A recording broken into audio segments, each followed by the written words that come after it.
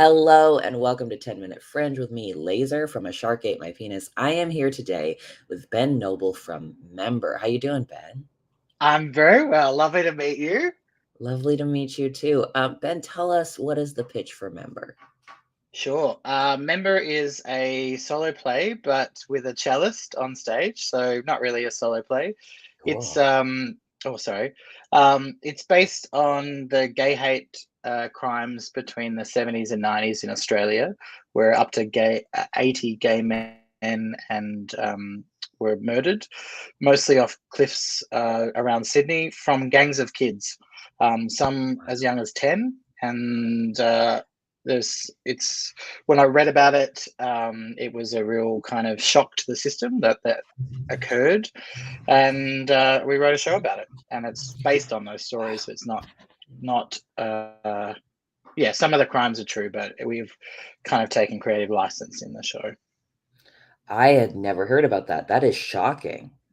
It's That's shocking. horrendous. Yeah, it kind of started when, like, remember when Russia kind of announced their anti-propaganda law? You couldn't talk about being any kind of queer, or it was, a while ago. And I just, I started hearing all the stories that were happening over there, and thought, I wonder what's happening in Australia, because I was living overseas at the time and was just curious, and just kind of found myself down this rabbit hole.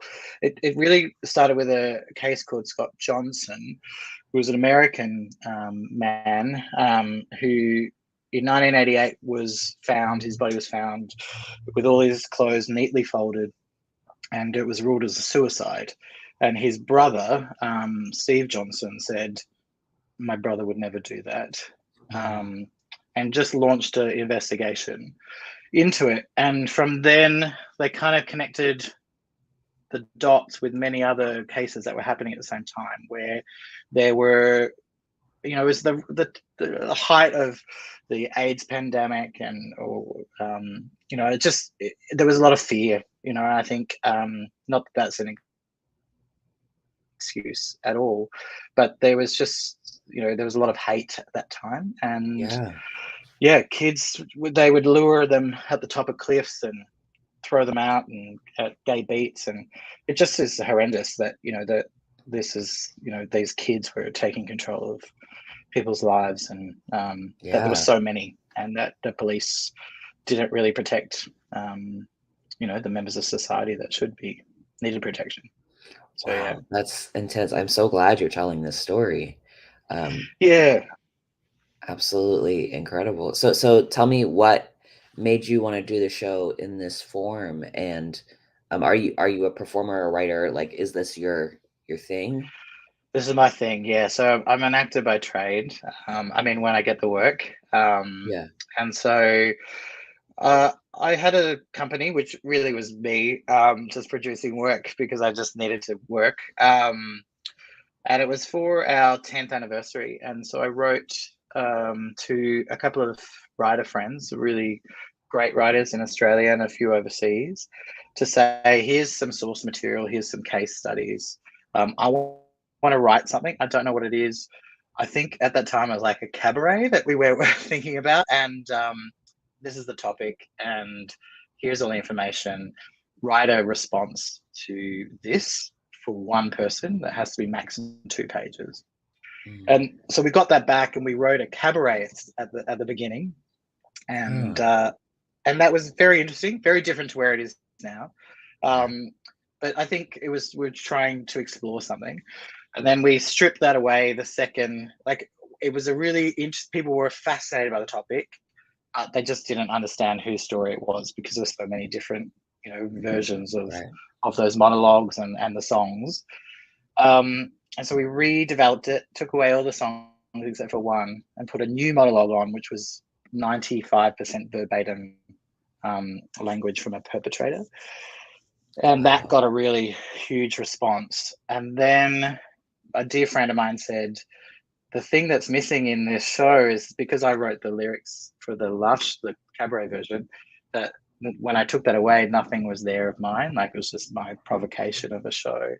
And so I got, she said, you're missing, you're not in this show, and you need to be. You're the kind of flag bearer for it. So yeah, so I went back to the original story, and I thought, if you were 12 years old and you're my age now, and because a lot of the stories there's still unsolved mysteries. A lot of people have never come forward, never talked about it. And I thought, how can you live that life as a child and just suppress that, like not going to deal with that? And then what if you now have a child that comes out, and how do you deal with that? And so that's the premise of the show, really. And so that's why I started to explore and played it from. I think it was really interesting to kind of look at it from a perpetrator point of view, because I think we normally see those kind of stories told from the victim's point of view, and to be, it was interesting. And I think also as a, openly queer person, just to kind of look at that was really interesting. And then I took everyone else's words and then dissected them and gave them voices into the other characters in play. So I played 13 people in the show. Which is fun, lighthearted. Yeah. It's going to be a great hour of comedy drama. Jolly entertainment. Yeah, look, you know what? We have to be honest. Like, it is pretty brutal, and there's lots of trigger warnings and stuff. But you can't just have a show that people just come and go. I just feel so depressed afterwards. There is some lovely moments in it. And there was, we never wanted to excuse what had happened, and never kind of excuse the people that have done it. We just wanted to kind of provoke a conversation about it, to be like, this needs to be talked about. We need to talk about how we deal with teaching the masculine nature of boys, or that kind of nature. So I think that was the topic for it. So yeah. Have you done Edinburgh before? I have once. Yeah, have you done it before? No. How are you feeling about it? I'm terrified. It should be fun. Yeah, great. That's where you should be. Yeah, it's good. Look, it's a slog. It's a real slog. It's not what you think. Like, you can go in with expectations and it will absolutely spin you around and spit you out again. But it is also phenomenal in the way that it's like going to a giant camp full of wonderful things that you want to see and explore. And I think just being around fellow artists and things that inspire you is so beautiful. And there is so much. I mean, there's a lot of crap, but there's also a lot of great stuff. And you need to have all of that around. And I think you, as a performer, you'll feel the same. Like, you'll go every day is just like, what is going to happen today? Because you never know. You never know what's going to happen. And it's just, there's so many shows. So yeah. This very much relates to the question that was left for you by my previous guest, who is Kara Connors, who has a stand-up show called Straight for Pay about thinking you're straight, and then you're not. And her question is this: it's long. Okay, how are you getting through the time between 11 p.m. and 2 a.m. as your mind starts to spiral and relax, and you are overcome with imposter syndrome, find yourself scrolling through Instagram knowing you haven't done enough? Yeah, I think that it's happening every day, and I'm right in the thick of it. I'm dealing with it the best that I can, and that's all we can do, right? Like, yeah, that's right. You gotta give it a shot. I just got back. I just arrived in the UK yesterday, so I'm still jet lagged as hell, and that's been great. But also, you have to hit the ground running, and I'm just like a bit like, oh right, I thought I was really well prepared, and I forgot all about these things that just came in my inbox in the last 24 hours. So yeah, look, you're gonna have it. I'm gonna have that. It's never gonna stop. That is gonna happen throughout the whole run. It's a hard show. I'm performing in it. It's a hard show to do anyway, in the best of times. Just because it takes a lot out of you, and where the character sits is pretty, an emotional thing. So I think I'll be not only producing, but also acting and written. You're wearing so many hats that you just like, who am I? What am I doing now? Have I done that thing? Have I not done that thing? I don't know how any of us are going to get through it, but there is really good buzz around your show. So that's always exciting. Well, that's very exciting. It's lovely to hear. I don't know if I didn't know if there was, so that's very exciting. I'm Do excited to see you your show, just FYI. I'm very Thank excited because you. I mean, for anyone watching, we've kind of we connected quite early, and in this, Mhm. like, oh, thank goodness, there's someone else we like coming to do a show. So let's chat, and just kind of that thing of just finding your people to be like, oh, can we just It's talk gonna be every day okay. to be like, how are It's you, gonna be check okay. in? Remind Yeah, me when and where exactly. is your show, Ben? So we're at the Gilded Balloon in the Teviot in the Wee Room at 2 p.m. every day, one Okay, day off, just to have a mental health day. amazing. That's the same Yeah. venue I'm in. I think that's how I found you. I was just like, who Yeah, else are that's right. we? Because you're a Yeah, bit after me, aren't you? Like, what yeah. I'm time? at 6 p.m. So Yeah, great, perfect. Well, I'll be there yeah, with belts on. Well, perfect. not with belts Oh. on because it might be distracting. Ben, can you give me a question for my next guest? Oh yeah, absolutely. What is the item in your luggage that you cannot do without? That you have like that's if you had weight restrictions on your bag, what's the one thing you have to bring I love that to question. survive? It's I I love that question. I think probably for me it's medication, which is sort of boring, but No, um, no, I have to say the same thing. yeah, So many yeah, vitamins this time. I was like, I just all medication, everything. I was like, no, yeah.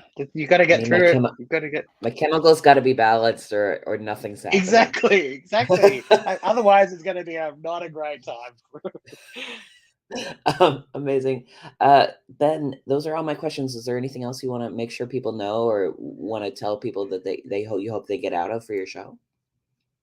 Yeah, look, I just want to say that as much as the kind of material sounds horrendous, I mean, I want to say that it is, I don't want to toot my own horn. I've done it two times in Australia as a season, and one at Mardi Gras and one in Midsummer, which is like the Australian equivalent of Melbourne equivalent of Mardi Gras. Um, and it's a show that leaves you wanting to talk about it, and people go home and research those cases. So I just want to say, don't be scared.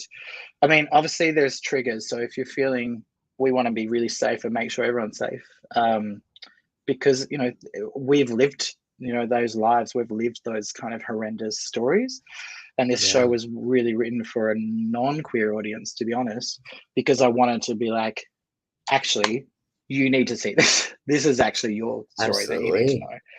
absolutely. So I understand that, but I think it is. We're very open, and we've got lots of support networks around the show, and we just want to hear it. And I think our show is a really kind of word of mouth. So if you do come and see it, just please tell someone. Please tell anyone. Okay. I don't care if they just anyone who wants to listen, because Yeah, Edinburgh is a hard place, and the more that people kind of share the love of what they've seen, because that's how you meet people, and you find out about hidden gems in a line up while you're waiting to get in.